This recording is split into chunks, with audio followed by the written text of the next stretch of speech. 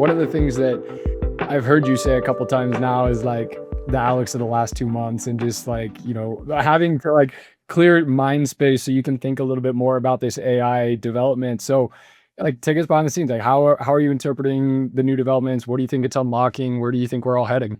Maybe in 2 months I'll have a different way of thinking about it and a different way of telling you. But like my realization is that in many ways, the way companies are being built right now is vastly different than they used to be built before. And I think we're kind of lucky that we got on pretty early and we're still a very young company, so we're able to adapt super fast. But what I've basically realized is that most of the people I work with are in the span where we are today, like pretty big company. You can see our revenue, 1.4 plus billion, right? Like we've kind of grown pretty fast. So a lot of the people around us in the company, my teammates who I love, like they're very focused on one thing, which is like, how do we make the customer experience better? And like our OKRs every single month, if you think about it, is like, okay, we want a percentage increase of like 25% or 50% on like this product or on that specific experience. And like we're always kind of grinding every single quarter while building new products and new features on like, how do we make the client experience a lot better for X and Y and Z? And what I'm basically realizing is like the traditional way of thinking of building products, regardless of like which domain actually,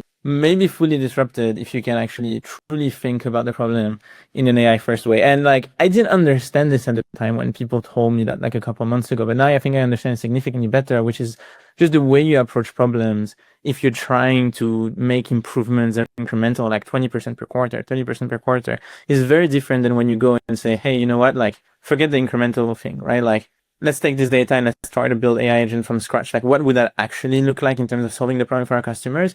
And I'm just seeing stuff that I like, holy shit, like we could have done this so much better. And we're spending a lot of time trying to optimize for smaller things when you can like, you're at a moment where the technology really allows you to solve things in a completely different way.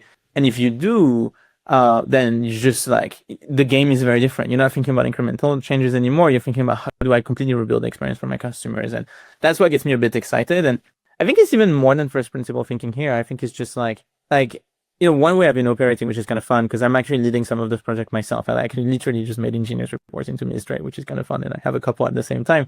But it's like one of the things I've done is I go to my directors of engineering that are very far away from the problem that I'm trying to solve. Right. So if I'm going to do something in like payroll or in finance, fintech, right, I actually go to see the people that are on the HCM side because I actually don't want them to have any biases on how things actually work. Right. I want them to kind of come with a clean slate and say like, well, that doesn't make any sense. Like, and kind of, go back to that first principle thinking. It's like, okay, how would I actually solve this if I was stuck in it? And